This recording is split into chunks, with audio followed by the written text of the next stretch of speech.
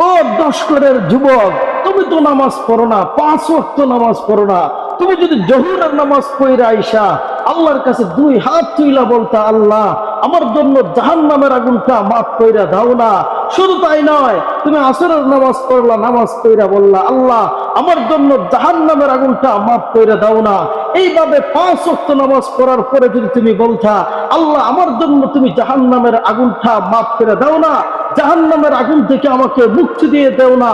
শুধু 5 ওয়াক্ত নামাজ পড়ে তুমি ক্লান্ত হওনি, তাহাজ্জুদের নামাজও এই কনকনে শীতের মধ্যে উইঠা ঠান্ডা পানি দিয়ে ওযু কইরা তাহাজ্জুদের সময় তাহাজ্জুদের নামাজ পড়া তুমি যদি আল্লাহর কাছে বলতা, হায় আল্লাহ ওই ঠান্ডার মধ্যে দাঁড়াইয়া তোমার কুদরতি পার মধ্যে সিজদা করেছি, আল্লাহ তুমি আমার জন্য জাহান্নামের আগুনটা মুক্তি দিয়ে দাও না, তুমি আমাকে আমার জন্য জাহান্নামের আগুনটা মাফ করে দাও না।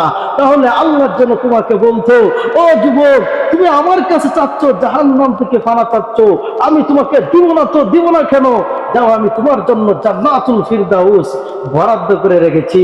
আল্লাহ যেন এটাই বুঝাইতে চাচ্ছে সূরাতুল কাহফের মধ্যে, ইন্নাল্লাযীনা আমানু ওয়া আমিলুস সালিহাতি কানাত লাহুম জান্নাতুল ফিরদাউসি নুজুলা।